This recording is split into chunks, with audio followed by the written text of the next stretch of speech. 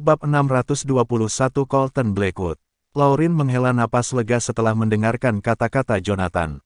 Beberapa saat sebelumnya, dia mengambil tindakan pertama untuk meredakan ketegangan di udara untuk Colton. Lagi pula, tidak peduli betapa ramahnya Jonathan sekarang, apa yang terjadi di Summerbang Abyss telah menanamkan teror besar dalam dirinya. Dia brutal, tegas, dan akan merencanakan melawan siapapun dengan cara apapun yang diperlukan. Itulah yang dipikirkan Lauren tentang Jonathan. Setelah pertemuan pertama Jonathan dan Irving, mereka bertarung satu sama lain dengan sekuat tenaga, tidak menunjukkan belas kasihan. Namun, setelah itu, mereka memutuskan untuk bergabung dan bekerja sama demi kelangsungan hidup. Adapun Lauren, Jonathan bersekutu dengannya sebelum mengeksploitasinya beberapa kali. Setelah semua insiden sebelumnya, Lauren yakin Jonathan adalah bajingan yang tidak setia dan tidak bisa dipercaya. Itulah sebabnya Lauren mencari cara untuk membuat Colton meninggalkan tempat itu begitu dia tahu tentang yang terakhir menerobos masuk ke tempat Jonathan. Dia khawatir Colton bahkan tidak akan menyadari bagaimana dia mati jika Jonathan mengambil tindakan. Meskipun demikian, Jonathan berjanji untuk membiarkan Colton menyerang lebih dulu, yang berarti Colton tidak marah. Lagi pula, dia tidak akan memberi Colton kesempatan untuk menyerang jika dia benar-benar marah.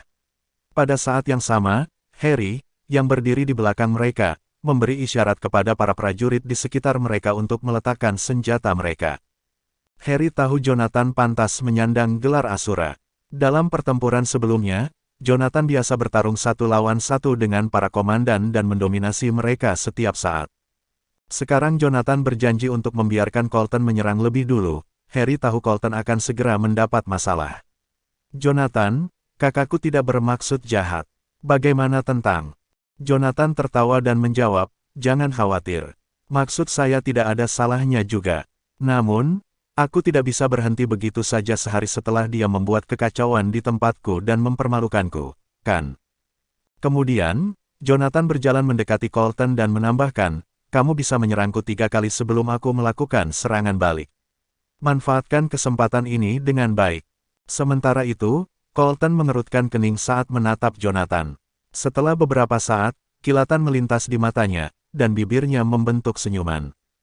Rumor mengatakan bahwa Jonathan dari kantor Asura adalah seorang tokoh terkemuka.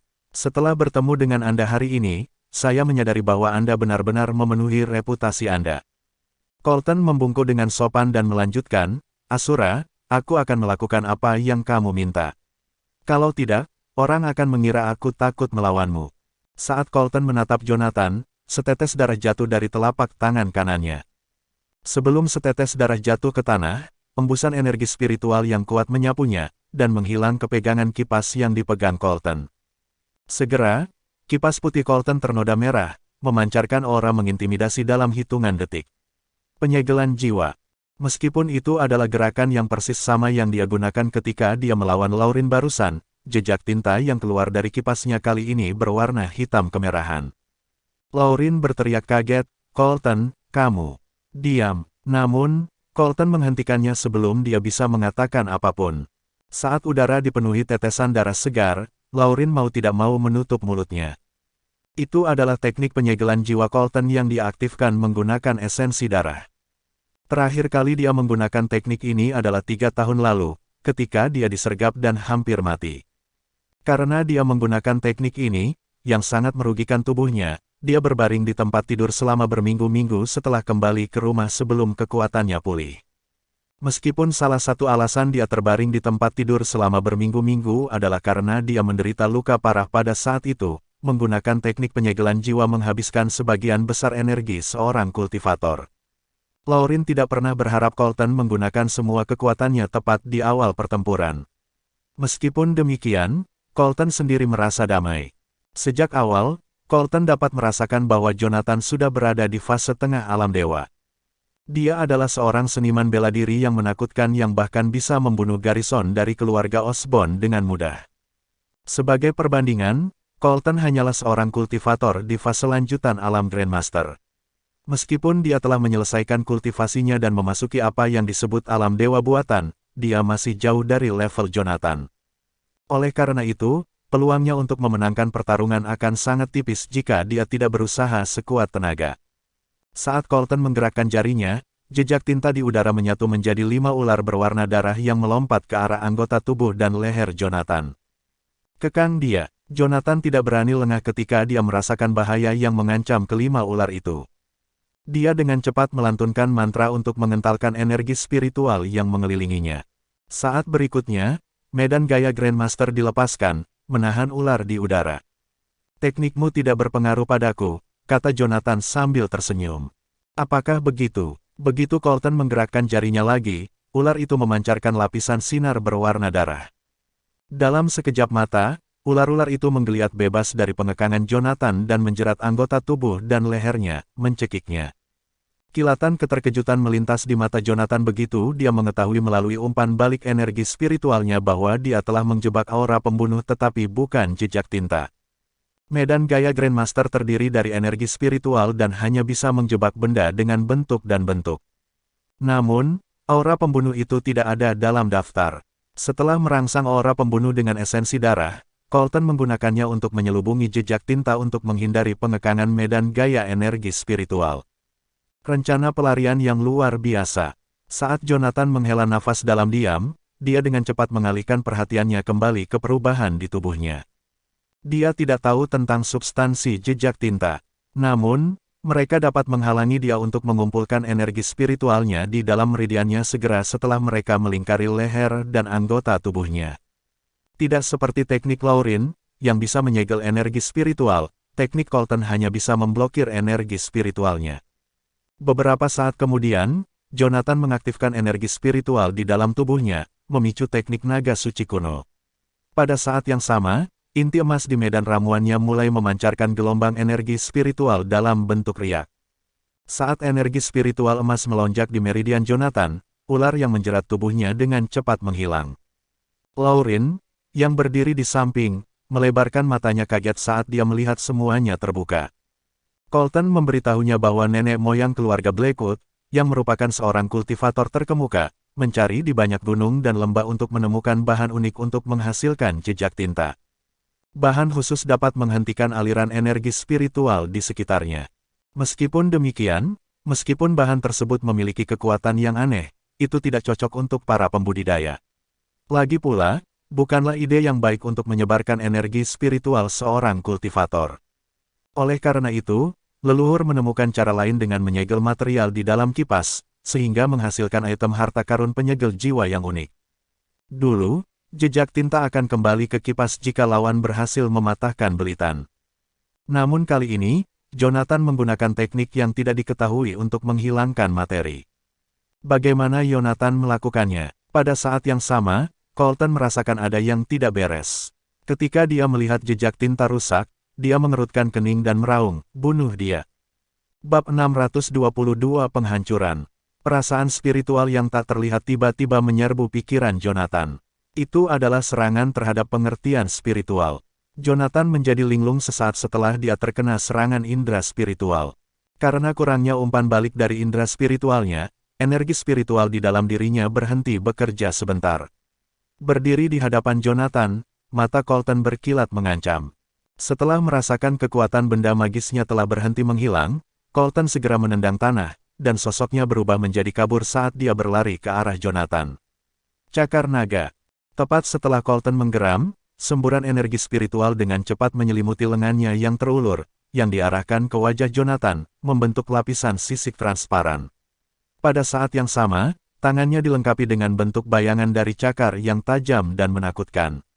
Itu adalah keterampilan tempur rahasia yang diturunkan dalam keluarga Blackwood, Phantom Dragon Technique.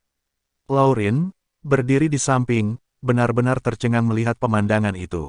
Phantom Dragon Technique adalah skill yang hanya bisa dipelajari oleh beberapa orang terpilih, bahkan di antara anggota keluarga Blackwood. Mereka yang memenuhi syarat untuk mempraktikkan keterampilan tersebut adalah kepala keluarga saat ini atau penerus keluarga yang dipilih secara tertutup. Praktisi lain dari teknik naga hantu adalah beberapa murid terbaik dari klan. Selain itu, untuk mencegah bocornya teknik naga hantu kepada orang luar, keterampilan itu selalu diwariskan hanya kepada keturunan laki-laki dari keluarga, yang semakin menambah misteri teknik tersebut. Ayah Laurin adalah kepala generasi saat ini dari keluarga Blackwood. Sebagai keturunan langsung dan pewaris kepala keluarga, kakak laki-laki Lauren, Zidane Blackwood, memenuhi syarat untuk mempelajari teknik Phantom Dragon sesuai aturan. Colton adalah putra dari paman dari pihak ayah tertua Lauren. Menurut tradisi keluarga, Colton seharusnya tidak diizinkan mempelajari teknik Phantom Dragon. Lagi pula, Colton dan Zidane memiliki garis keturunan yang sama dan keduanya merupakan cucu biologis dari kepala keluarga sebelumnya, kakek Lauren.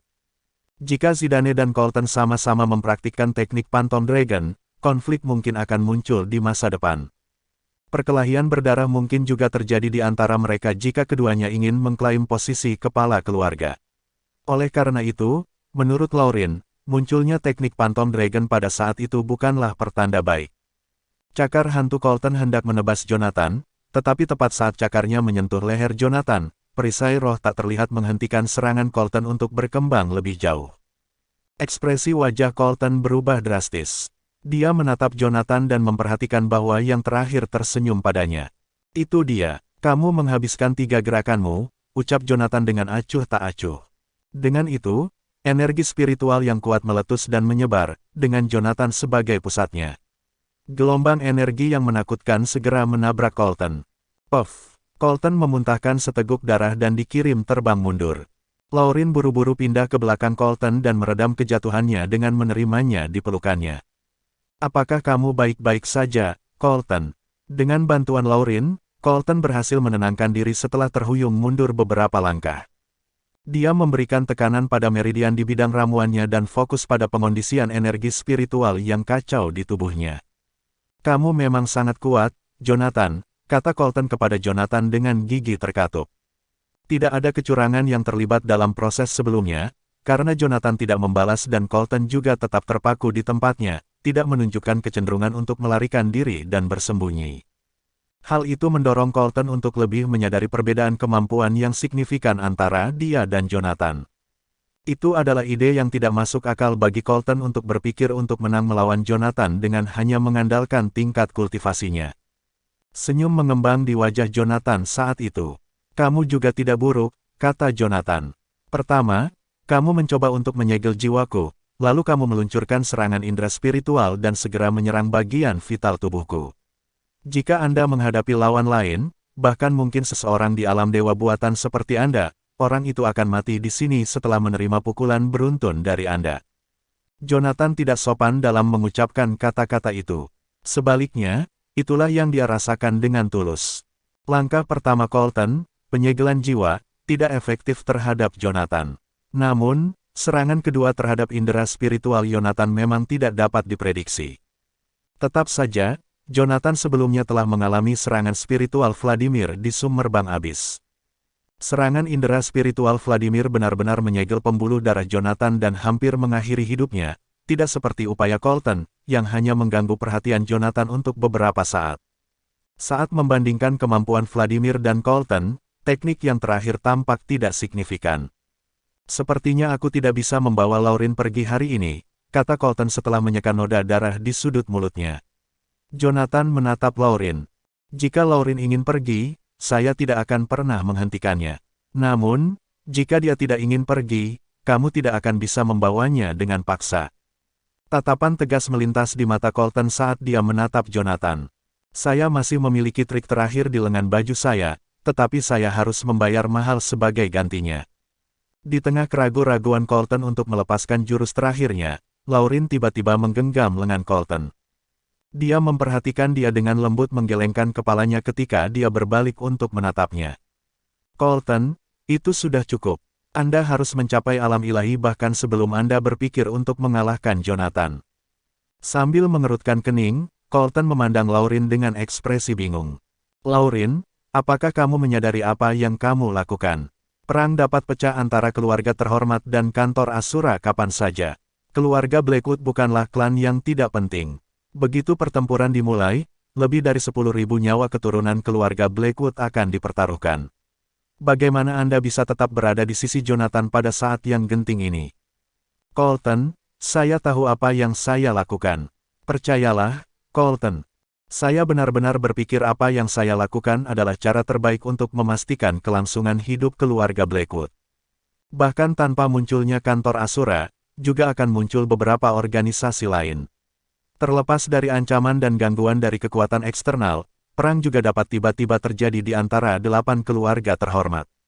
Ini adalah hasil yang tak terhindarkan yang akan terjadi cepat atau lambat. Keputusan saya untuk bergabung dengan kantor Asura sekarang adalah untuk membuka rute retret bagi keluarga Blackwood di masa depan, jawab Lauren dengan tegas. Terlepas dari nada santai Lauren, kata-katanya sangat akurat. Keluarga terhormat mungkin tampak hidup berdampingan secara harmonis, tetapi perselisihan sudah muncul di antara mereka. Bagaimanapun, semua keluarga terhormat harus melindungi dan memprioritaskan keuntungan mereka sendiri. Mereka semua adalah klan elit di Canaya. Diberi kesempatan, mereka pasti akan memilih untuk melenyapkan semua keluarga lain sehingga mereka tetap tak tertandingi dan tak tertandingi. Selain itu, bahkan jika anggota keluarga terhormat tidak berencana untuk memonopoli negara, mereka masih akan terus memperluas kekuatan mereka untuk melindungi diri mereka sendiri dan mencegah orang lain menyakiti mereka. Persaingan antara keluarga terhormat tidak berbeda dengan perlombaan persenjataan. Tidak peduli keinginan awal seseorang untuk menargetkan keluarga lain, begitu mereka mulai waspada, anggota keluarga terhormat akan menyadari satu-satunya cara pasti untuk melindungi diri mereka sendiri adalah dengan menyingkirkan semua pesaing mereka. Terbukti, Colton juga menyadari situasi yang sedang berlangsung di antara keluarga terhormat itu karena dia sempat bingung setelah mendengarkan Lauren. Awalnya, ada 15 keluarga terhormat 300 tahun yang lalu. Kemudian, jumlahnya menyusut dan mencapai puncaknya 9 keluarga. Setelah itu, hanya tersisa 8 keluarga. Meskipun mereka semua kelelahan berurusan dengan skema dan sabotase yang tak terhitung jumlahnya, tidak satupun dari mereka ingin berhenti. Seseorang pernah meramalkan bahwa keadaan keluarga terhormat di Canaya pada akhirnya akan memiliki 2 kemungkinan hasil. Yang pertama adalah pembentukan situasi tripartit, sedangkan yang lainnya adalah kelangsungan hidup hanya satu keluarga. Meskipun tidak ada yang memverifikasi keabsahan hipotesis itu, semua orang memahami bahwa teori itu adalah kebenaran. Namun, sekarang, karena munculnya kantor Asura, Jonathan telah membawa kemungkinan ketiga ke keadaan yang tidak menentu yang merupakan pemusnahan semua keluarga terhormat. Bab 623 Definisi Pahlawan Sejati. Jadi menurutmu Jonathan adalah orang yang akan mengubah dan membentuk masa depan Canaya? Kata Colton dengan suara berat. Ketika dia mengatakannya, dia tidak repot-repot menghindari Jonathan. Dia berbicara seolah hanya Lauren dan dirinya sendiri yang hadir. Aku tidak tahu. Tetapi jika suatu hari Jonathan melakukan tindakan melawan keluarga terhormat, saya mungkin akan menjadi satu-satunya hal yang dapat diandalkan oleh keluarga Blackwood, kata Lauren dengan tenang saat dia berbalik ke arah Jonathan. Saat dia berbicara, Colton juga menoleh ke arah Jonathan, dan senyum di wajah Jonathan membuat Colton menggelengkan kepalanya. Saya tidak mengerti. Anda berasal dari keluarga terhormat dan belajar di sekte kuno. Ada begitu banyak pria berbakat dan luar biasa di luar sana. Kenapa dia? Senyuman di wajah Jonathan membeku seketika setelah kata-katanya, dan dia berteriak, "Hei! Itu tidak terlalu bagus. Apakah Anda mencoba mengatakan bahwa saya, Jonathan Goldstein, Asura dengan pasukan besar di bawah komandonya, tidak pantas mendapatkan Lauren?" Meskipun semua orang tahu bahwa Jonathan hanya bercanda, Colton hanya bisa mencibir, "Jonathan, kamu harus tahu bahwa pasukanmu mungkin atau mungkin tidak menjadi ancaman bagi keluarga terhormat." Oh, lanjutkan. Jonathan tersenyum. Alasan pasukanmu berbahaya adalah karena ukurannya. Mereka mungkin orang biasa, tetapi ketika dilengkapi dengan senjata, mereka dapat dengan mudah memimpin keluarga terhormat menuju kematian mereka. Colton terkekeh. Masalahnya, bagaimanapun, terletak di dalam dirimu. Kamu bukanlah pahlawan sejati. Silahkan, hibur aku dengan definisimu tentang pahlawan sejati. Bagi saya, Joshua dan Wilbur adalah definisi dari pahlawan sejati, jawab Colton dengan tenang. Misalkan Anda memiliki koordinat keluarga terhormat dan senjata pemusnah massal. Apakah Anda masih menggunakan senjata pemusnah massal yang pasti akan melenyapkan seluruh wilayah di sekitar koordinat? Tatapan Jonathan meredup. Tentu saja, dia tahu apa yang dimaksud Colton ketika dia menyebutkan senjata pemusnah massal. Jika itu masalahnya, yang dia butuhkan untuk memusnahkan tanah leluhur dari 8 keluarga terhormat adalah 8 nuklir taktis. Mereka bahkan tidak akan memiliki kesempatan untuk melarikan diri. Namun, konsekuensi dari tindakan tersebut dan akibatnya adalah sesuatu yang tidak berani dibayangkan oleh Jonathan. Saat melihat ekspresi Jonathan, Colton tertawa kecil. Joshua dan Wilbur akan melakukannya. Mereka akan melakukannya karena itulah cara yang paling efektif dan efisien. Jonathan, Anda adalah orang yang tertahan oleh kekhawatiran Anda, dan kekhawatiran ini pada akhirnya akan membunuh Anda. Inilah pertanyaan lain untuk Anda. Bagaimana jika keluarga terhormat ini menyandera seseorang saat diburu? Apakah Anda akan mengabaikan kehidupan para sandera dan membunuh para pembudidaya keluarga terhormat? Jonathan tidak menjawab sepatah kata pun. Dan itulah mengapa Anda tidak menimbulkan ancaman bagi kami keluarga terhormat. Anda tidak dapat memusnahkan mereka jika Anda tidak dapat menggunakan metode berhati dingin seperti itu, kata Colton. Pada titik ini, Jonathan akhirnya mengerti bahwa Colton tidak pernah menganggap serius dia dan kantor Asura sejak awal.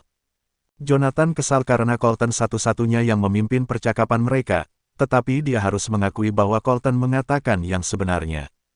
Colton, mengapa aku merasa bahwa kamu mencoba mengajariku cara membersihkan keluarga terhormat? Colton menggelengkan kepalanya sebagai jawaban. Sifat manusia tidak bisa diubah, apalagi untuk orang sepertimu yang selalu berbicara tentang kesejahteraan dunia.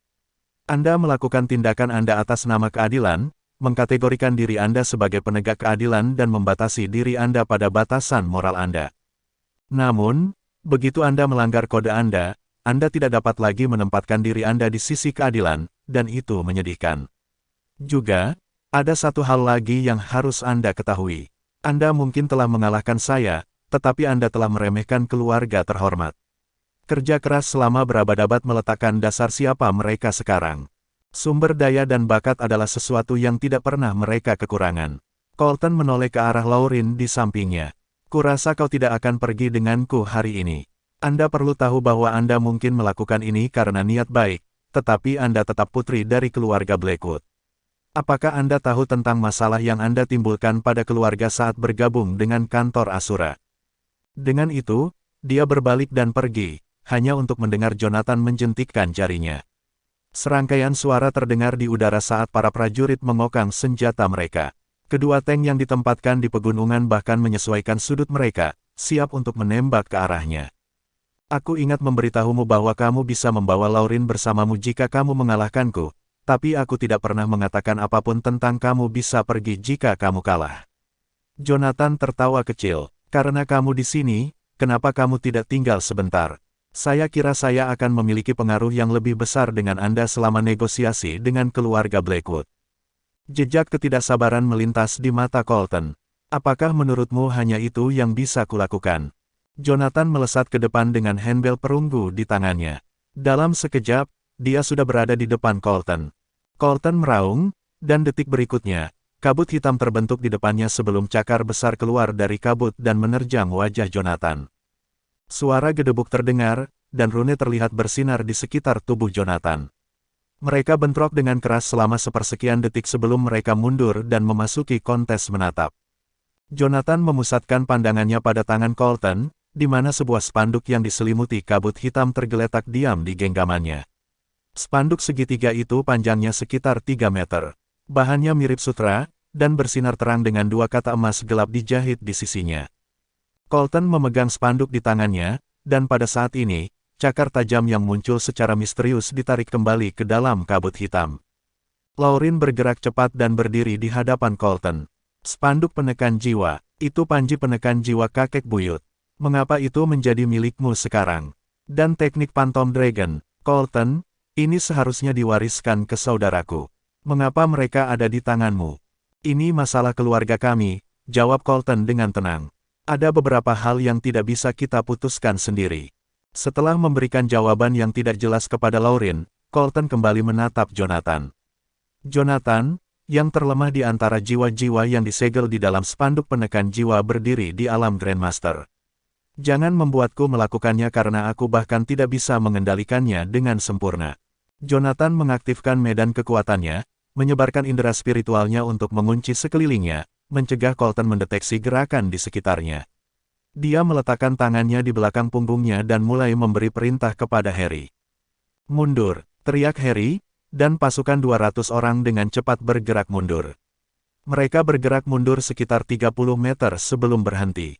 Senyum kecil muncul di wajah Colton saat dia melihat ke arah tentara. Oh, Anda masih ingin melawan saya? Tentu saja tidak. Anda bisa pergi sekarang. Aku tidak akan menghentikanmu. Jonathan tersenyum, tetapi di detik berikutnya, dia menciptakan sebuah tangan yang terbuat dari energi spiritual dan menyeret Lauren ke sisinya. Dia melemparkannya ke area yang dia amankan dengan bel tangan perunggu dan melesat ke samping.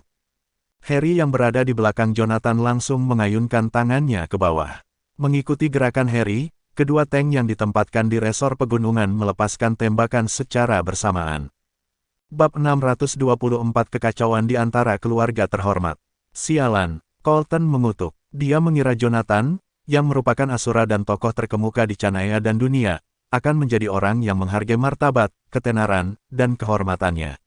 Dia tidak pernah berharap Jonathan tiba-tiba memerintahkan tentaranya untuk menembak ke arahnya ketika mereka seharusnya berduel secara adil dan jujur satu lawan satu.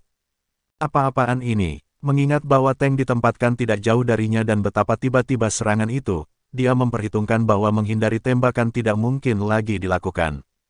Dia melambaikan spanduk penekan jiwa, dan segera, kabut hitam besar muncul di depannya. Dengan indera spiritualnya, Jonathan tahu bahwa tangan mengerikan yang muncul dari kabut hitam mulai terbentuk kembali. Namun, tidak seperti penampilan sebelumnya, tangan mengerikan itu menghilang setelah menerima serangan dari 2 peluru meriam yang ditembakkan oleh tank. Colton membuat segel tangan dan menyimpan kabut hitam ke dalam spanduk. Itu semua terjadi dalam sekejap mata. Ketika Jonathan menatap Colton lagi, dia menyadari bahwa ekspresi Colton redup. Colton juga menyalurkan energi spiritualnya dengan cepat ke spanduk di tangannya. Saat berikutnya, asap terlihat keluar dari spanduk seolah-olah telah dibakar. Colton memuntahkan seteguk darah dan terhuyung mundur sebelum jatuh ke tanah.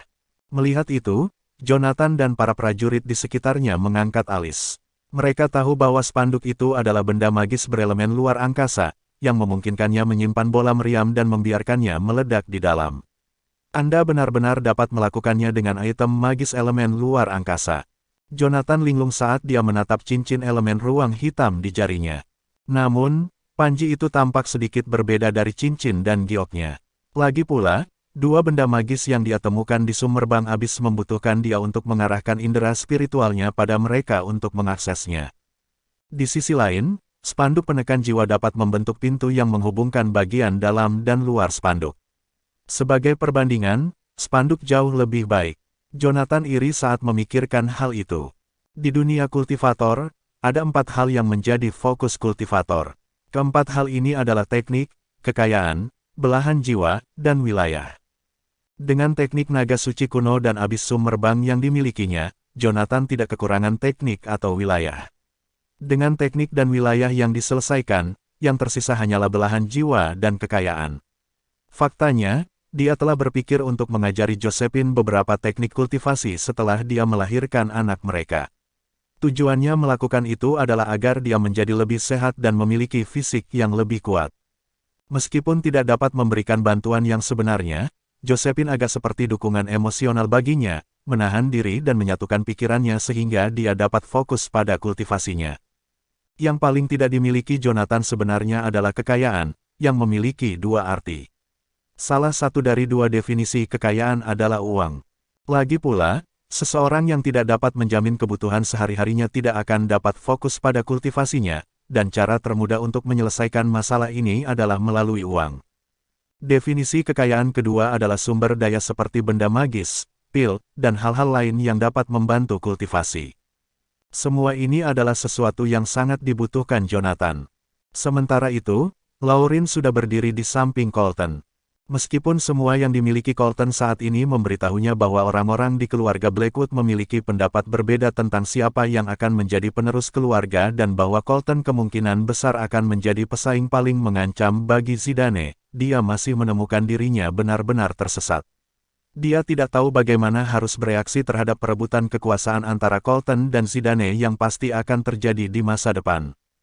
Tapi sampai sekarang, dia pasti tidak ingin melihat sesuatu terjadi pada Colton tepat di depan matanya. Colton, kamu baik-baik saja. Lauren membantu Colton berdiri dan menyalurkan energi spiritualnya ke tubuhnya untuk melindungi meridiannya. Dengan wajah sepucat hantu, Colton menoleh ke arah Jonathan dengan mata berkedip kegilaan. Jonathan Goldstein, persetan denganmu. Kamu benar-benar tidak tahu malu. Lauren tercengang, karena Colton selalu tenang dan tenang. Dia dikenal karena kepribadiannya yang hangat, namun dia kehilangan dirinya saat ini karena Jonathan. Seolah-olah seorang pria feminin tiba-tiba menyerbu ke medan perang dengan atasannya telanjang, memperlihatkan tubuh berotot gila yang tersembunyi di balik pakaiannya. Tidak ada yang bisa mempertahankan ketenangan mereka terhadap transformasi drastis seperti itu. Pada saat ini, Jonathan mendekati mereka dengan wajah penuh senyuman, dan dengan ayunan tangannya, dia mengambil spanduk penekan jiwa. Saat bersentuhan dengan Panji, Jonathan bisa merasakan aura es merembes jauh ke dalam tulangnya dan menuju meridiannya. Tidak buruk, Jonathan tersenyum. Kembali, Colton menggelegar. Spanduk itu berubah menjadi kabut hitam dan lolos dari genggaman Jonathan, kembali ke Colton sebelum berkumpul dan mengambil bentuk di tangannya lagi. Jonathan, kamu benar-benar tercela. Bagaimana Anda bisa? Dia menyeka darah di wajahnya. Aku harus mengakui bahwa aku sedikit tercela karena membuat orang-orangku melancarkan serangan diam-diam padamu, jawab Jonathan sambil tersenyum. Tapi aku juga ingin kamu tahu bahwa aku bukan tipe orang yang kamu pikirkan. Saya mungkin tidak dapat memaksakan diri untuk meluncurkan senjata pemusnah massal, tetapi saya, misalnya, masih memiliki beberapa trik di lengan baju saya yang dapat saya gunakan untuk melawan keluarga terhormat itu. Saat itu, Harry datang melapor ke Jonathan. Goldstein, kami menerima pesan dari Jason. Dia mengatakan operasi Mes Sofia sukses besar, dan dia keluar dari bahaya sekarang. Oke, mengerti. Jonathan sedikit mengangguk sebelum berbalik ke arah Colton dengan tatapan rumit, hanya untuk menghela nafas pada akhirnya.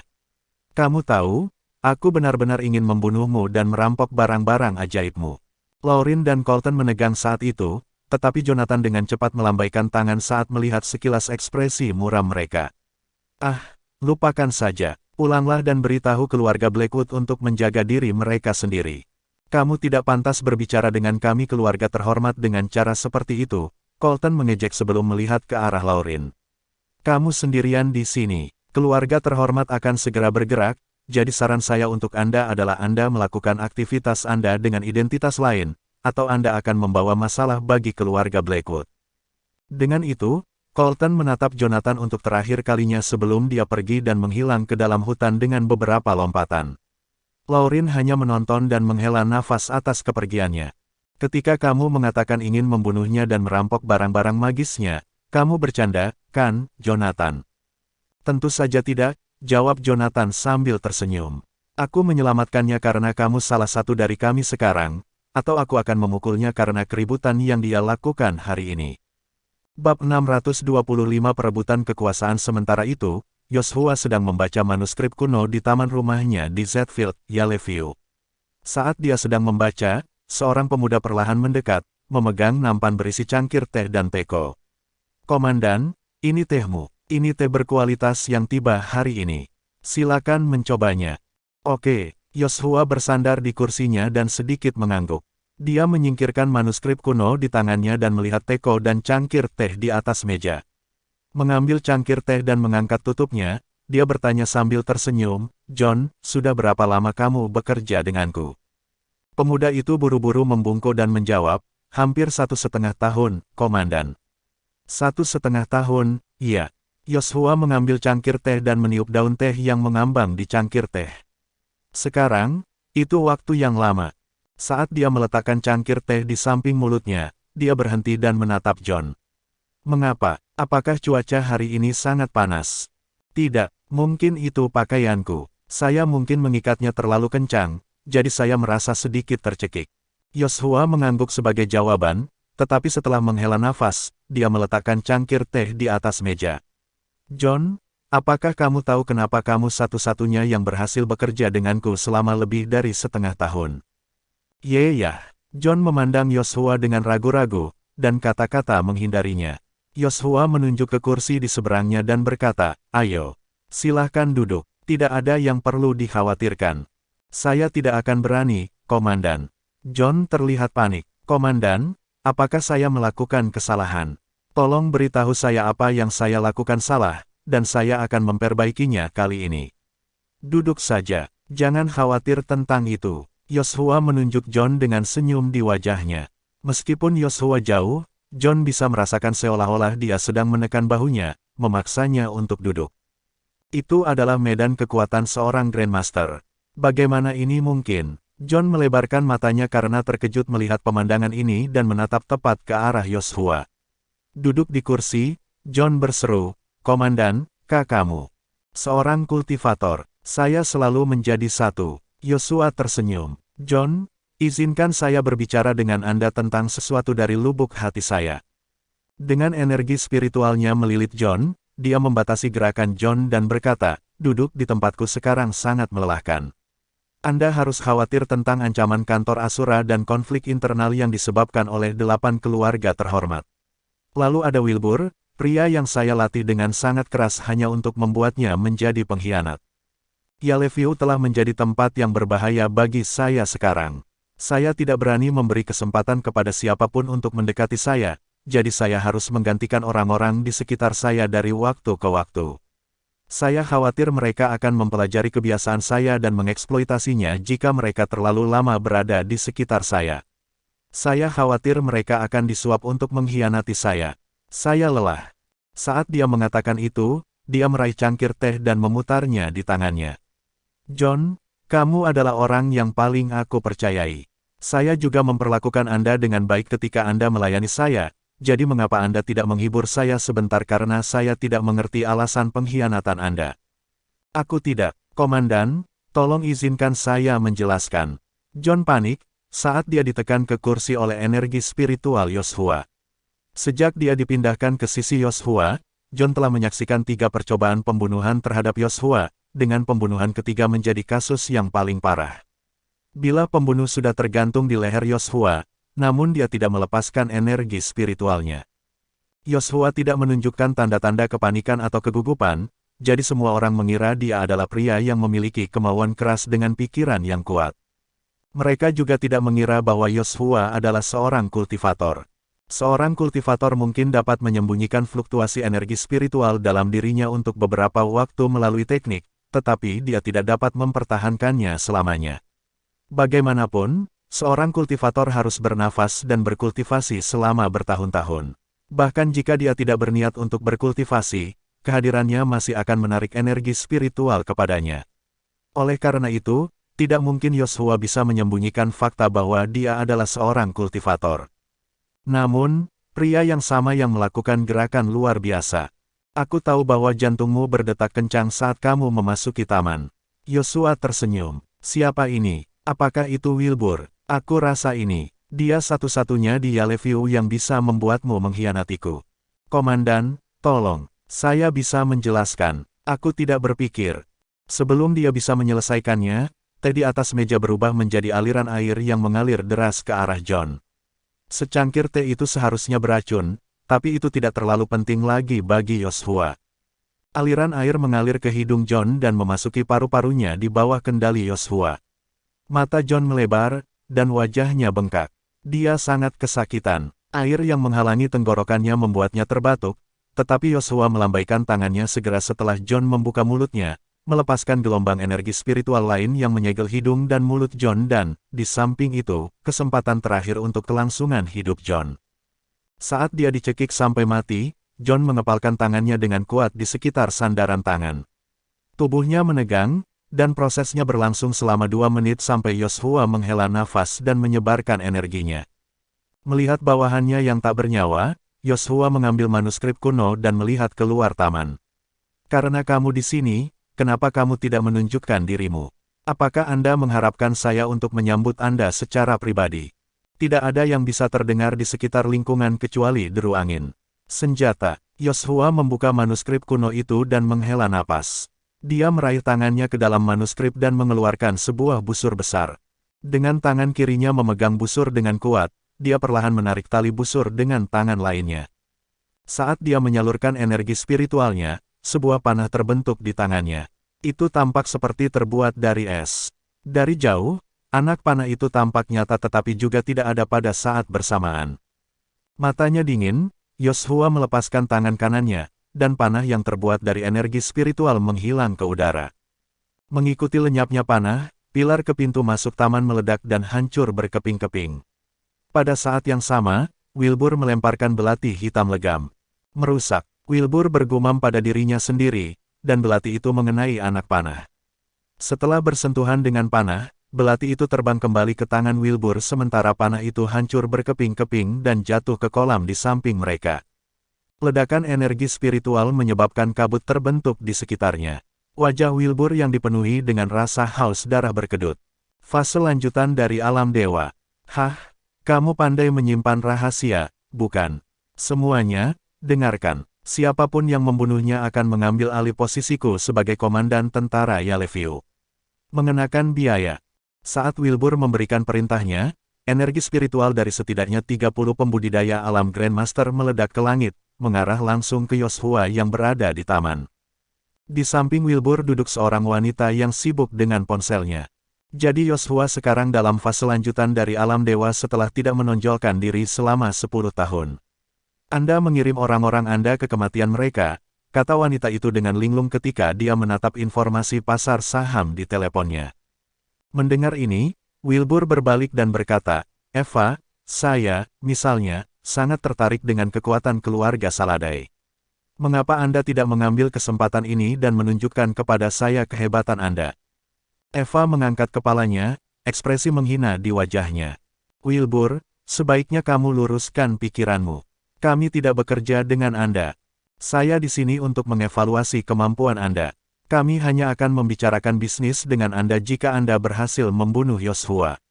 Namun, jika Anda gagal, pada gilirannya, Anda akan menjadi tidak berharga bagi kami. Wilbur mendengus mendengar kata-katanya. Dia mengayunkan belatinya saat dia berbaris ke taman. Maka sebaiknya kamu mempersiapkan diri. Kita akan membicarakan bisnis setelah aku mengalahkan Yoshua. AB 626 berjuang sampai akhir. Edenic Heights, Villa nomor 2. Jonathan berdiri di ruang tamu, menatap Sofia yang sedang tidur. Kateter penopang hidup wanita itu menempel di hampir setiap bagian tubuhnya. Di sampingnya, Jason mengeluarkan begitu banyak darah hingga kain kasa di dadanya berubah menjadi merah padam. Tetap saja, dia dengan santai memegang sekaleng bir dingin di tangannya. Jason, apakah kamu yakin kondisi bibiku sudah stabil sekarang? Tanya Jonathan agak tak berdaya, dikelilingi oleh bau alkohol yang kental. Tentu saja, jangan khawatir, Ten Goldstein. Nona Goldstein mungkin tidak terlihat seperti itu, tapi tanda-tanda vitalnya telah stabil. Tapi aku tidak bisa berbuat apa-apa tentang bekas lukanya. Anda harus mendapatkan ahli bedah plastik untuk itu, jawab Jason setelah menghabiskan sisa birnya. Terima kasih. Jonathan berbalik untuk sedikit mengangguk ke arah Jason, yang dengan malas bersandar di sofa. Anda tidak perlu berterima kasih kepada saya, Tuan Goldstein.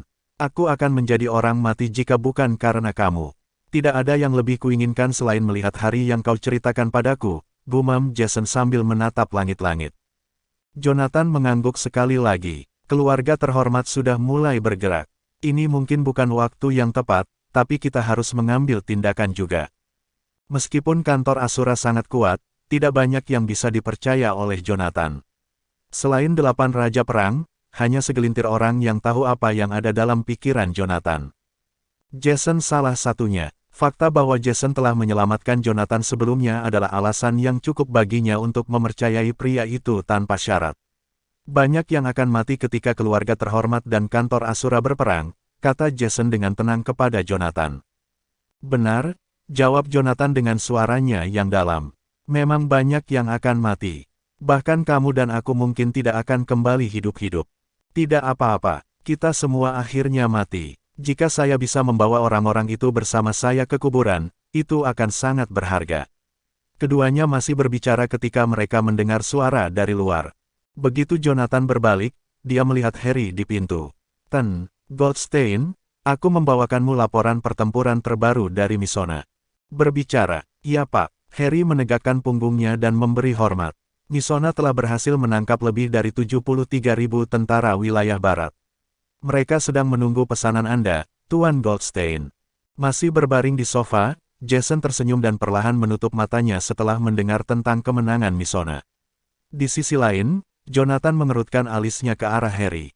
Pesanan, kenapa sih mereka menunggu pesanan saya? Ketika Harry mendengar kata-kata itu, senyumnya langsung memudar. Ten Goldstein, Saya percaya Tiger dan yang lainnya ingin tahu apa yang harus dilakukan dengan para tawanan. Apa yang harus dilakukan? Tanya Jonathan. Harry kemudian terdiam, takut menanggapi pria itu. Setelah melirik Harry, Jonathan berjalan keluar. Panggil Tiger untukku di pusat komando. Mari kita lihat apa yang dia putuskan untuk dilakukan dengan 70 lebih dari 1000 tawanan. Iya Pak, jawab Harry dengan keras sebelum berlari langsung ke pusat komando. Di sana, Jonathan menatap ketiga sosok di layar besar itu. Mereka adalah Hayes Yeager, penjabat komandan tentara Misona, Kane Duns, Raja Petir Tentara Susona, dan Jeremy Yates, Raja Perang Barat dari Tentara Zaidam. Jonathan telah memerintahkan tentara Susona dan tentara Zaidam untuk masing-masing mengirim 70.000 orang untuk memberikan dukungan di Misona. Namun, dia tidak menyangka Kane dan Jeremy akan mengambil kesempatan itu dan memimpin pasukannya sendiri untuk menyerang musuhnya. Melihat betapa berdarahnya ketiganya, Jonathan mengerutkan alisnya dengan erat. Kane dan Jeremy, kalian berdua meninggalkan wilayah itu tanpa izin, jadi kalian akan menerima 80 cambukan saat kembali ke markas. Iya Pak, jawab kedua pria itu saat mereka memberi hormat kepada Jonathan. Duduk di kursi, Jonathan mengeluarkan laporan pertempuran. Apa yang Anda rencanakan dengan 73.502 tawanan? Pak, panggil Hayes setelah meluruskan punggungnya. Rekonstruksi penjara Crimson Utara membutuhkan banyak tenaga. Kita bisa menggunakan para tahanan ini sebagai tenaga kerja gratis. Apa yang akan Anda lakukan dengan mereka setelah rekonstruksi? Membunuh mereka semua. Mereka adalah tawanan perang. Membunuh tahanan tak bersenjata bertentangan dengan hukum perang, suara Jonathan. Biarkan mereka pergi. Mereka membantu membangun penjara Crimson Utara. Membiarkan mereka pergi tidak ada bedanya dengan memberitahu dunia tata letak pertahanan penjara, bukan? Simpan, apakah Anda tahu berapa biaya yang harus kami keluarkan untuk memberi makan 73.000 orang? Jonathan berbicara dengan tenang, tapi itu cukup untuk mencerahkan ketiganya, yang matanya terbelalak menyadari. Kami mengerti, Tuan Goldstein, kata Kane di samping sementara Jeremy dan Hayes mengangguk sebagai jawaban. Jonathan menoleh ke Hayes. Berapa banyak tentara wilayah barat yang menyerah? Tuan, mereka melawan sampai akhir.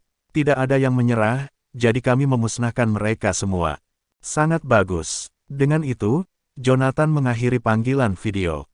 Berdiri di samping, Harry diam-diam menelan ludah karena tenggorokannya terasa kering. Sebagai bawahan Zachary, Harry selalu berpikir bahwa dia cukup memenuhi syarat untuk memimpin pasukan dan maju ke medan perang. Dia yakin bahwa dia akan menjadi sesuatu yang lebih jika dia bertemu Jonathan lebih awal. Namun, setelah mengikuti Jonathan selama 2 hari, Harry akhirnya menyadari perbedaan antara dia dan seorang raja perang. Meskipun Hayes belum menjadi raja perang, jelas bahwa Jonathan berencana untuk mendandani pria itu menjadi satu. Jonathan bahkan untuk sementara memberi Hayes kendali atas seluruh Misona. Karena menganggap musuhnya harus dibunuh, Hayes mengayunkan senjatanya dan membunuh 20.000 orang. Di sisi lain, Jonathan mampu memutuskan apakah 70.000 orang hidup atau mati hanya dengan kata-kata. Bahkan jika Harry 10 kali lebih berani, Jonathan akan tetap lebih menentukan daripada dia. Meskipun dia telah pergi ke banyak medan perang, Harry masih tidak bisa membayangkan melihat puluhan ribu orang dibantai. Jonathan menatap layar kosong dalam diam. Pria itu telah mendirikan kantor Asura untuk menghentikan perang dengan perang. Meski terjadi kerusuhan sipil selama beberapa tahun terakhir, Jonathan selalu memilih perdamaian daripada kekerasan. Dengan pengkhianatan Karl di kantor Asura dan ancaman dari keluarga terhormat dan negara tetangga, Jonathan tidak punya pilihan selain menjadi kejam. Kalau tidak, orang akan berpikir bahwa dia penurut. Dengan kepala menoleh ke arah Doveston, Jonathan berkata, kamu bisa memberitahuku jika kamu ingin meninggalkan kantor Asura, Karl. Aku tidak akan menghentikanmu. Sekarang Anda secara tidak langsung telah menyebabkan kematian lebih dari 50.000 dari kami. Bagaimana saya bisa membiarkan Anda hidup? Di Bandara Doveston Lunar, rombongan turis Jetroinian naik bus bandara. Setelah pemandu wisata memastikan semua turis sudah diperhitungkan, dia mengibarkan bendera kecilnya dan menyapa mereka dengan sedikit membungkuk. Selamat datang di Canaya. Saya pemandu wisata Anda, Junyuko Ono. Namun, karena kita berada di Canaya, tolong panggil saya dengan nama Canayan saya, Nina Chasten. Bab 627 Tim Oracle. Setelah Nina berbicara, Semua orang di dalam bus terdiam. Di tengah bus, seorang pemuda berwajah pucat perlahan bangkit sambil mengunyah permen karet. Tujuan perjalanan kita adalah untuk berurusan dengan Karl agar kita bisa membuka jalan bagi Yang Mulia untuk datang ke Canaya. Anda dapat menyerahkan semua informasi yang Anda miliki kepada kami sekarang. Suara pemuda itu dengan nada menghina dalam bahasa Jetroinian sambil mengamati tubuh melengkung Nina. Nina meletakkan kedua tangannya di perutnya saat dia membungkuk sedikit ke pria itu. Menurut laporan, namamu adalah Shotaro Koizumi. Apakah itu benar? Apakah ada masalah? Tanya Shotaro dengan dingin. Koizumi, meskipun kamu masuk ke Canaya sebagai turis, kami sudah menyiapkan identitas baru untukmu di sini, jadi tolong bicaralah dalam Canayan selagi kamu masih di pedesaan, jawab Nina sambil tersenyum. Apa maksudnya itu? Misogini selalu umum di Jetroina. Bahkan di era modern, sebagian besar wanita berada pada status sosial yang lebih rendah daripada pria di negara tersebut. Wajar jika wajah Shotaro langsung berubah muram ketika seorang gadis yang jauh lebih muda darinya berbicara balik padanya. Apakah kamu tahu dengan siapa kamu berbicara, Junyuko? Saya seorang ninja yang melayani Yang Mulia. Anda tidak ingin main-main dengan saya. Mengancam Shotaro setelah mengeluarkan kunai dari punggungnya. Sebagai tanggapan, Nina perlahan mengangkat kepalanya untuk menatap pria itu dengan dingin. Biar saya ulangi sendiri. Anda berada di Canaya sekarang, jadi tolong bicaralah dalam Canayan. Ada satu hal lagi yang saya harap Anda semua mengerti, saya kontak Anda, bukan bawahan Anda. Perhatikan sikapmu. Siapa kamu sehingga berbicara seperti itu kepada kami? Dengan itu, Shotaro berlari ke depan tanpa peringatan dan langsung menuju wajah Nina. Nina menggenggam erat kunai dengan tangan kanannya. Senjata tajam itu berjarak kurang dari setengah inci dari dahinya ketika darah mulai mengalir ke pergelangan tangannya. Tetap saja, mata Nina tetap terkunci dengan mata Shotaro. Mati, kata wanita itu dengan dingin. Segera, 3 pembudidaya Realm Grandmaster bergegas di antara keduanya tetapi mereka gagal total untuk menghentikan Nina menusuk kunai ke mata kiri Shotaro. Sebelum Shotaro sempat berteriak, Nina dengan sigap memukul ujung senjata yang masih menempel di mata pria itu. Diiringi dengan suara yang memuakkan, kunai yang tajam menembus tengkorak Shotaro. Shotaro tetap dalam posisi defensif saat dia perlahan jatuh kembali ke kursinya. Semua turis lainnya kemudian berdiri untuk menatap Nina dengan hati-hati. Para pembudidaya membutuhkan waktu kurang dari 1 detik untuk memasang medan gaya. Namun, mereka masih sama sekali tidak berdaya untuk menghentikan Nina, yang kekuatannya jauh melebihi harapan mereka. Serang dia, begitu rekan Shotaro berteriak, ketiga pembudidaya itu menyerang Nina dengan niat membunuh. Meskipun Nina adalah kontak mereka di Canaya, para pria khawatir dia telah berubah karena dia baru saja membunuh salah satu dari mereka. Seperti mesin perang yang diminyaki dengan baik, ketiganya bergegas dengan agresif menuju Nina secara serempak. Nina mengepalkan kedua tangannya, dan asap mulai mengepul dari kakinya. Di balik kepulan asap, wanita itu kemudian menghilang sebelum muncul kembali di belakang para penyerangnya. Dengan tangan terentang seperti pisau, Nina siap menebas leher para pembudidaya. Cukup, raung seseorang dari belakang bus, dan segera, semua orang terdiam. Dibekukan oleh medan gaya yang dilepaskan oleh ahli alam dewa, tangan Nina berhenti kurang dari setengah inci dari leher targetnya. Sementara itu, yang lain bisa merasakan pengekangan di sekitar mereka perlahan mengendur. Semua orang berbalik untuk melihat seorang lelaki tua pendek dan tampak lemah dengan pakaian yang jelas telah dicuci berkali-kali. Pria tua yang mengenakan kacamata baca kemudian berdiri, dan semua orang dapat melihat bahwa dia hanya sedikit lebih tinggi dari kultivator bertubuh tegap yang duduk di sampingnya. Meski pria tua itu berpenampilan biasa saja, tidak ada yang berani meremehkannya karena dia adalah pemimpin tim Oracle, Zebedi Makino. Meskipun dia baru mencapai fase pemula dari alam dewa, dia adalah orang yang paling dipercaya oleh Kaisar Jetroinian. Tim yang dipimpinnya bekerja langsung di bawah Kaisar dan beberapa orang terpilih diizinkan untuk melihat penguasa. Zebedi melambaikan tangannya dengan lembut, dan energi spiritual di sekitar Nina menghilang.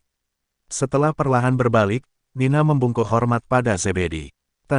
Makino, kamu harus mengendalikan bawahanmu. Dengan senyum di wajahnya, Zebedi mengangkat kepalanya untuk melihat Nina. Tentu saja, maaf atas masalah ini. Meskipun Zebedi sangat hormat, Nina masih merasakan hawa dingin di punggungnya. Dia siap untuk membunuh. Ten, Makino, jika kamu membunuhku, aku berjanji bahwa semua orang selain kamu di bas ini akan mati, ancam Nina dengan tenang. Ketika 17 anggota tim Oracle yang tersisa mendengar Nina, mereka semua dengan gemetar mengepalkan kunai mereka. Zebedi menoleh ke pembudidaya di samping Shotaro dan memerintahkan, jaga tubuh dan berhati-hatilah agar tidak mengotori bas.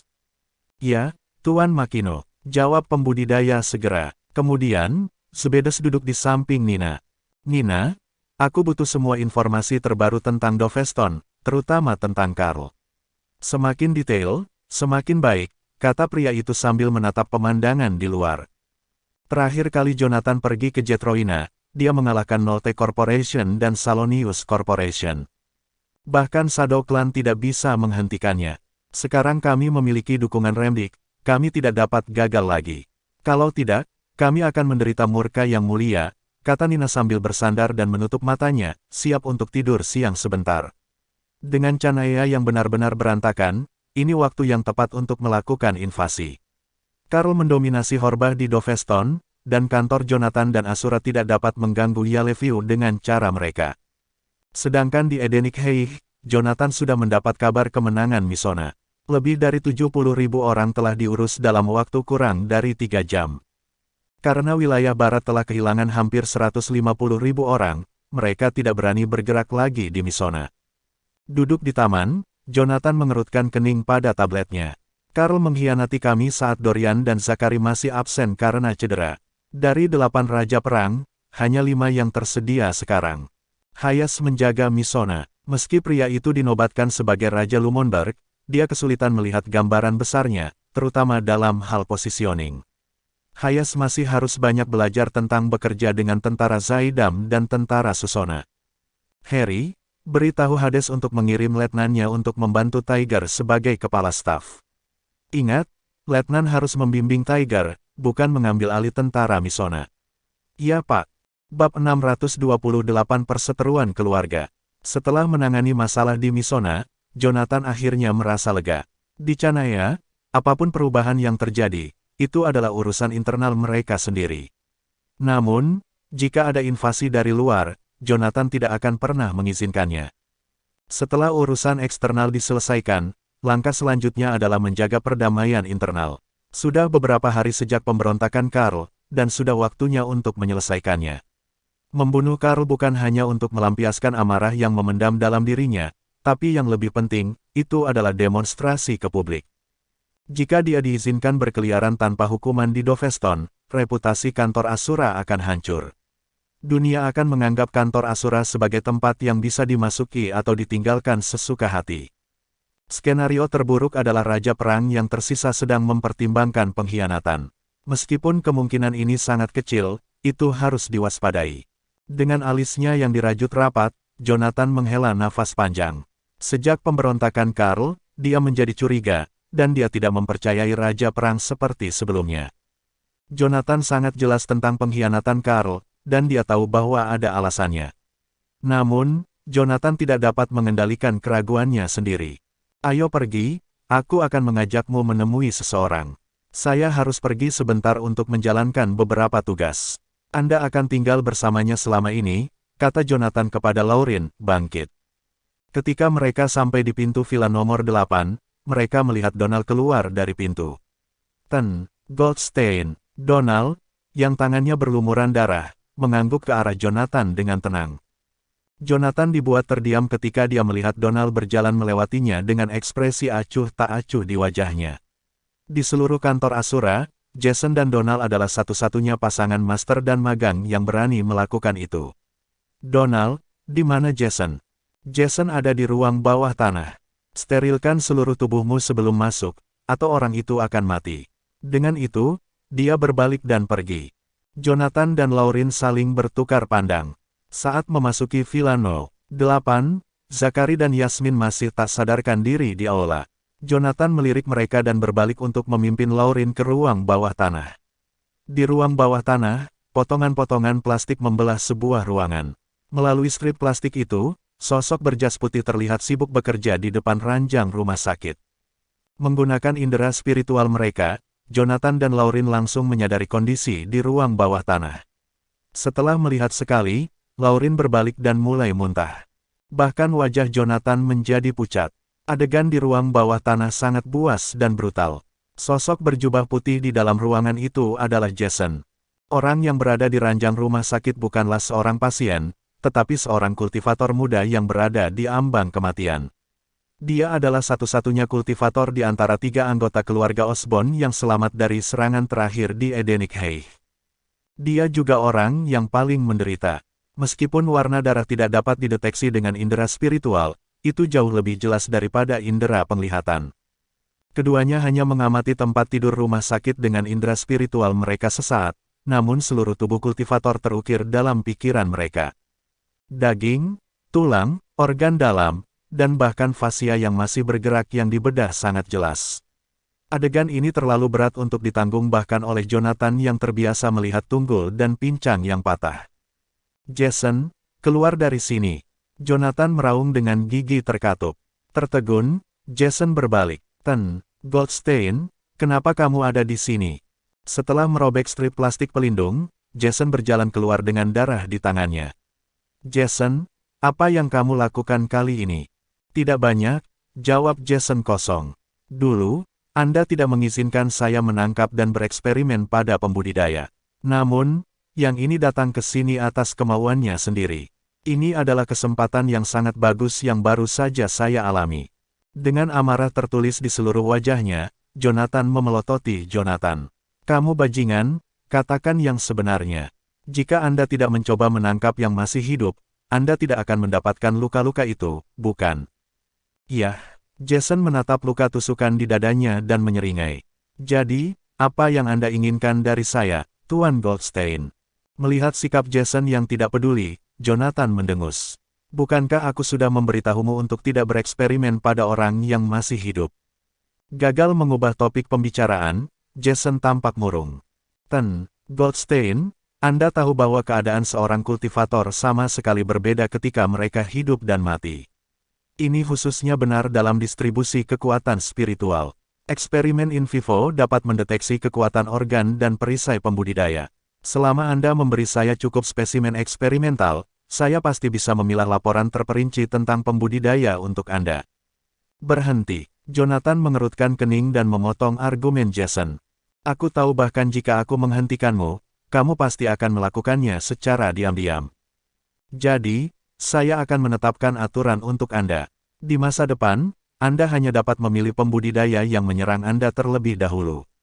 Jika saya mengetahui bahwa Anda menggunakan metode lain untuk menangkap pembudidaya dan mendapatkan spesimen percobaan, saya akan membunuh Anda terlebih dahulu. Mengerti? Jason berkata dengan punggung lurus, tetapi jauh di lubuk hati, dia tidak bisa menghentikan senyum di wajahnya. Ketika Jonathan memberikan perintah ini, dia tidak pernah berpikir bahwa Jason suatu hari akan menjadi orang gila karena kata-kata tersebut. Faktanya, selama beberapa dekade berikutnya, para pembudidaya di alam Grandmaster jarang berani bergerak sendirian karena takut bertemu dengan Jason yang gila. Sementara itu, Lauren tidak berani menggunakan indera spiritualnya lagi, karena takut melihat tubuh kultivator malang yang dibedah. Jonathan memelototi Jason. Aku harus pergi ke Doveston selama beberapa hari. Keamanan di Edenic Heights sangat ketat, tetapi Anda adalah satu-satunya kultivator yang ahli dalam pertempuran. Jadi, aku memintanya untuk tinggal bersamamu. Jason menoleh untuk melihat Lauren. Wanita ini. Hai, ini Lauren, putri pertama dari keluarga terhormat Blackwood. Anda harus berperilaku baik di hadapannya. Dari cara Jason memandangnya, Jonathan bisa mengukur apa yang ada di pikirannya. Kata-katanya membuat Jason tertegun sejenak. Seorang anak perempuan dari keluarga terhormat. Jason bergumam pada dirinya sendiri, percikan api berbahaya melintas di matanya. Jonathan bergerak cepat, menghalangi Jason. Sambil mengerutkan kening dalam-dalam, Jonathan memegang bahu Jason dengan tangan kanannya. Jason, tenanglah. Saat itu ketika sesuatu terjadi pada klanmu, Lauren baru berusia sekitar 10 tahun. Anda tidak bisa menyalahkannya untuk itu. Saat ini, Jason sedang memegang 2 pisau bedah tajam di tangannya dan dia berniat menyerang Lauren yang berdiri di belakang Jonathan. Dengan mata merah, Jason menatap Jonathan. Goldstein, apakah Anda mencoba melindunginya? Aku tidak berusaha melindunginya. Aku harus melindunginya. Dia adalah tokoh kunci di kantor Asura melawan keluarga terhormat. Jika Anda ingin menyelidiki apa yang terjadi saat itu, Anda mungkin perlu mengandalkan kekuatannya. Bab 629 Kunjungan pertama ke Doveston. Jason memelototi Jonathan setidaknya selama 10 detik sebelum akhirnya mendinginkan kepalanya dan menyingkirkan pisau bedah. Jonathan melonggarkan cengkeramannya di bahunya dan berdiri di samping. Dia berbalik untuk menatap Lauren, hanya untuk menemukan bahwa wajahnya berubah pucat, dan ada ketakutan yang kuat di matanya. Sebagai ahli waris dari salah satu keluarga terhormat, Lauren terbiasa dicari oleh orang lain, baik dari keluarga Blackwood atau sektenya. Dia tidak pernah menderita keluhan apapun sebelumnya.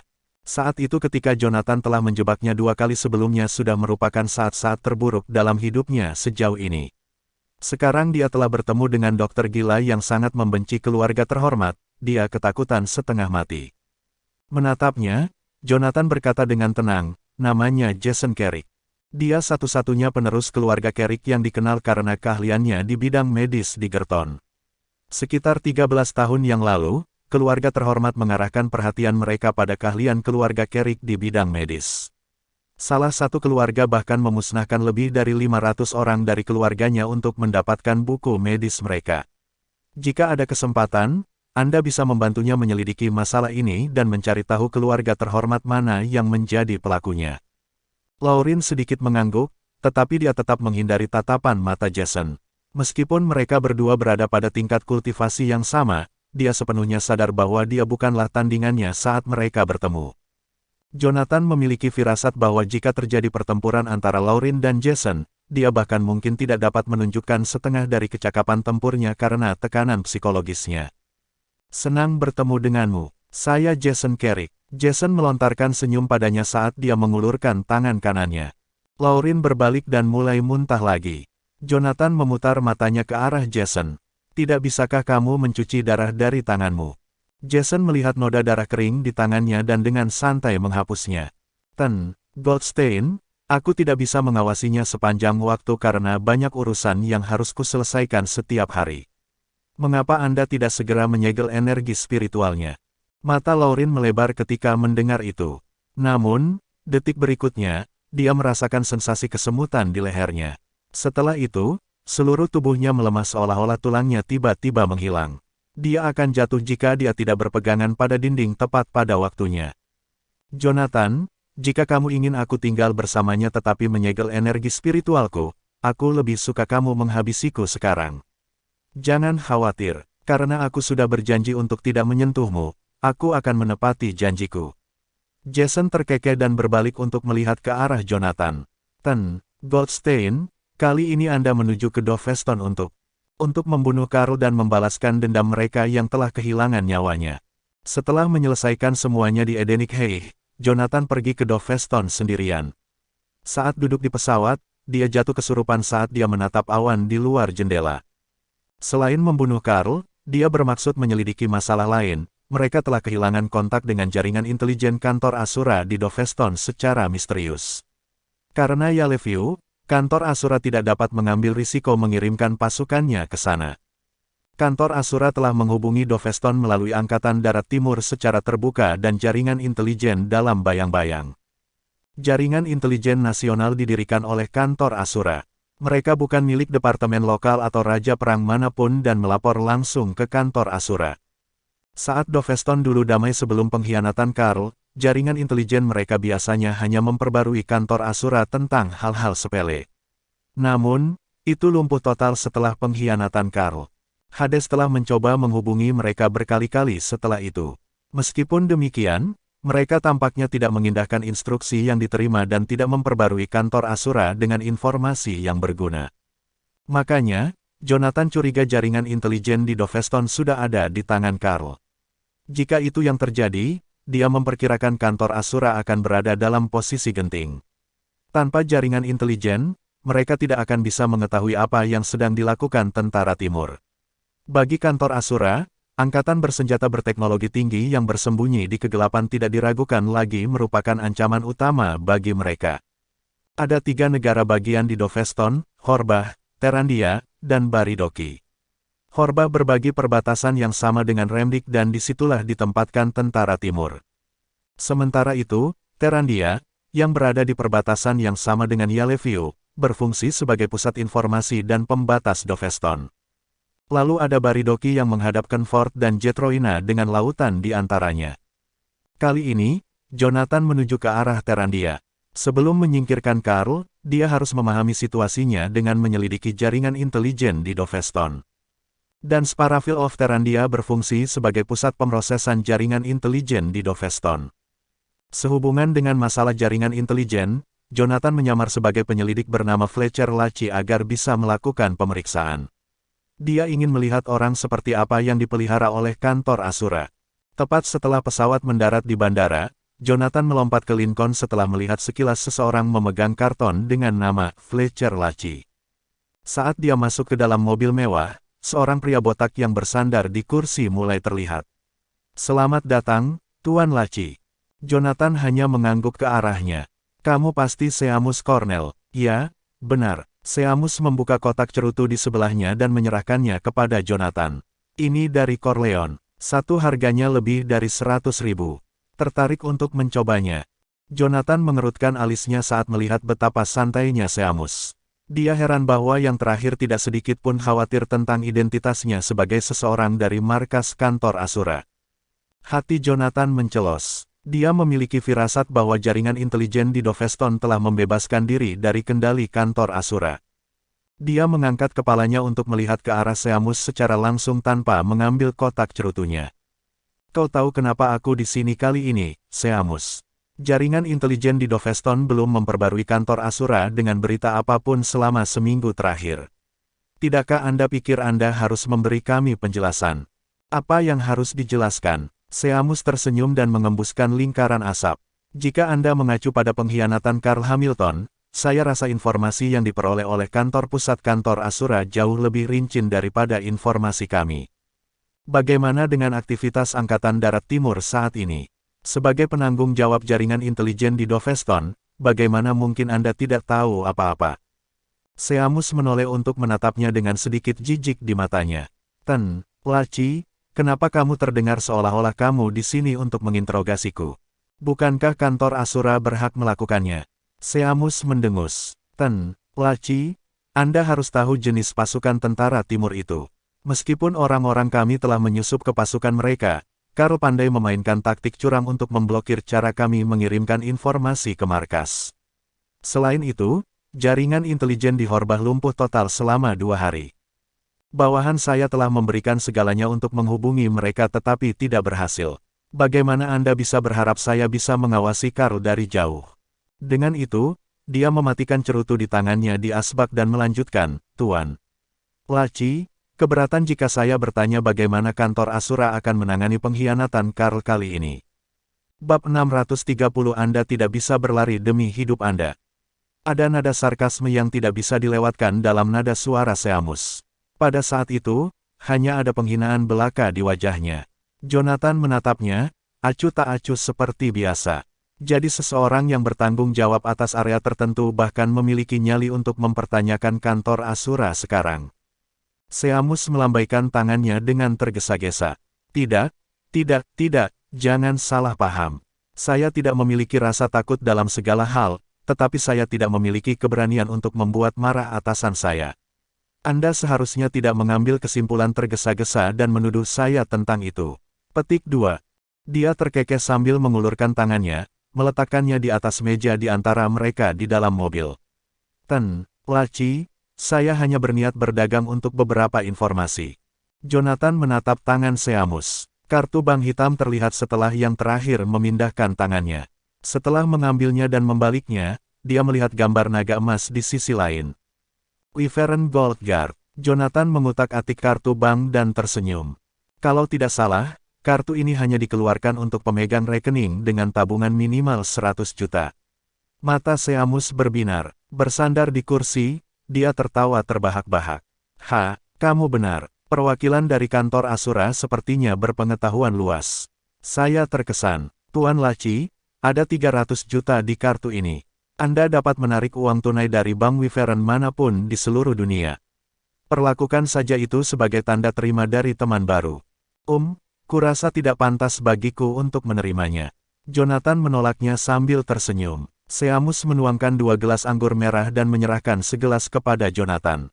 Kamu tidak perlu berpikir berlebihan. Lagi pula, tidak ada orang lain yang tahu tentang itu. Tidak ada yang tidak pantas.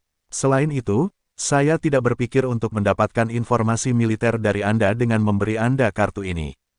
Saya hanya ingin memiliki wawasan yang lebih jelas tentang pendirian kantor Asura. Itu juga bukan sesuatu yang rahasia. Jonathan mengangguk ringan dan memasukkan kartu emas Wyvern ke dalam sakunya sebelum mengambil segelas anggur merah darinya. Ada kilasan rasa jijik di mata Seamus ketika dia melihat Jonathan menyimpan kartu bank itu. Jelas, uang bisa melakukan keajaiban. Markas kantor Asura menugaskannya untuk pemeriksaan, terus kenapa? Lihat, saya berhasil menyuapnya dengan mudah. Jonathan mengesampingkan gelas anggur merahnya dan menyeringai pada Seamus. Cornel, aku sudah menyimpan kartunya di sakuku. Apa yang ingin Anda ketahui? Potong saja ke pengejaran. Apalagi yang ingin saya ketahui? Kami hanya mencari nafkah di bawah kantor Asura dan tidak dalam posisi untuk membangun kastil di udara dengan rencana ambisius. Kami hanya berjuang keras untuk kehidupan yang lebih baik. Jonathan merilekskan tubuhnya dan bersandar di kursi setelah mendengar kata-katanya. Saya mendapatkannya. Pak Cornel, Anda tidak keberatan harus mengambil sisi mana, bukan? Yang terpenting, Anda hanya akan tunduk pada pihak yang menang, bukan? Kamu pintar. Saya telah berupaya mengelola jaringan intelijen di Terandia selama ini. Sekarang Karl keluar dari kantor Asura dan memulai sesuatu yang baru di tempat lain. Saya kira pertempuran sengit akan terjadi antara kantor Asura dan dia. Lagi pula, aku hanya anak kecil yang rendah. Sebelum salah satu dari mereka muncul sebagai pemenang akhir, saya tidak ingin menginjak kaki siapapun. Oleh karena itu, saya sangat membutuhkan informasi Anda. Jonathan memijat dahinya saat dia bersandar di kursi dan menghela nafas. Sementara dia memimpin kantor Asura sebelumnya, dia dapat dengan mudah memerintahkan 8 raja perangnya untuk melancarkan serangan dengan memimpin pasukan mereka yang terdiri dari jutaan tentara. Tidak pernah terpikir olehnya bahwa bawahan kantor Asura berani memiliki ide yang tidak masuk akal seperti itu. Namun, itu sama sekali tidak mengherankan karena bahkan Karl, salah satu dari 8 raja perang, akhirnya mengkhianati mereka. Jadi, wajar jika Seamus juga memiliki angan-angan seperti itu karena dia hanya orang yang bertanggung jawab atas jaringan intelijen di wilayah kecil. Namun demikian, Jonathan tidak dapat menahan perasaan frustrasi ketika hal yang menjengkelkan itu mengganggu pikirannya. Menggosok pangkal hidungnya, dia berkata, Seamus, kamu mengincarku alih-alih mengincar informasiku, bukan? Mendengar itu, Seamus, yang sedang menuangkan anggur, membeku sejenak. Oh, Tuan Laci, apa maksud Anda sebenarnya? Itu mudah. Anda bermaksud menyuap saya dengan 300 juta, berharap saya akan mengucapkan kata-kata baik untuk Anda jika kantor Asura mengalahkan Karl, bukan? Jika Karl menang atau pertempuran berubah menjadi kebuntuan, Anda akan menggunakan saya untuk mendapatkan informasi dari kantor Asura sebagai gantinya. Singkatnya, Anda tidak akan takut pada apapun selama Anda bisa memanipulasi saya. Pada saat itu, terlepas dari siapa yang memimpin, Anda hanya perlu mengikuti arus untuk mendapatkan keuntungan. Saya kira itu sebabnya Anda berhenti menghubungi kantor Asura beberapa hari yang lalu. Anda telah merencanakan untuk membuat kesepakatan dengan siapapun yang ditugaskan oleh kantor Asura untuk menyelidiki masalah ini, bukan? Jonathan yang cerdik melihat motif tersembunyi Seamus dan membuat analisis yang sempurna. Melihat Jonathan, Seamus bertepuk tangan dengan kagum. Laci, kamu memang pria yang luar biasa. Saya terkesan. Jadi, apakah Anda tertarik untuk bekerja dengan saya? Tentu saja, saya akan membagikan setengah dari keuntungan saya kepada Anda. Jonathan duduk tegak dan meregangkan tubuhnya. Bagaimana jika saya tidak tertarik? Wajah Seamus berubah suram. Laci, apakah karena Anda tidak puas dengan jumlah yang saya tawarkan? Sebutkan saja harga Anda. Aku berjanji tidak akan tawar-menawar denganmu. Apakah kamu yakin tidak akan melakukannya? Ya, saya dapat meyakinkan Anda bahwa saya tidak akan melakukannya. Baik, jika Anda ingin saya membantu Anda, berikan hidup Anda kepada saya, kalau begitu. Petik 2. Ekspresi Seamus menjadi gelap. Laci, apakah itu berarti tidak ada kemungkinan bagi kita untuk berkolaborasi lagi? Jonathan melepaskan energi spiritualnya di tangan kanannya. Dia menggosok wajahnya dengan keras beberapa kali sebelum mengungkapkan penampilannya. Ada keletihan yang intens di matanya ketika dia menoleh untuk melihat ke arah Seamus. Seamus, tidakkah menurutmu tidak masuk akal bagiku untuk menembak kakiku sendiri? Pokoknya, semudah menjentikkan jari untuk menghabisimu kapan saja. Seamus tercengang. Ketika dia sadar, dia tergagap. Kamu Asura. Apa aku baru saja menggali kuburku sendiri? Tanpa pikir panjang, Seamus mendobrak pintu mobil dan terjatuh dari mobil. Saat itu adalah jam puncak. Meskipun Lincoln tidak melaju kencang di jalan raya, ia masih bergerak dengan kecepatan tetap kira-kira 70 mil per jam. Setelah Seamus jatuh dari mobil, tubuhnya terguling di jalan dan menghilang dari pandangan dalam sekejap mata. Jonathan melepaskan indera spiritualnya untuk menyelubungi mobil. Pada saat yang sama, dia mengaktifkan medan gaya seorang Grandmaster dan menginjak rem dengan keras. Dengan itu, Lincoln memekik dan berhenti. Beberapa detik kemudian, Jonathan membuka pintu dan keluar dari mobil.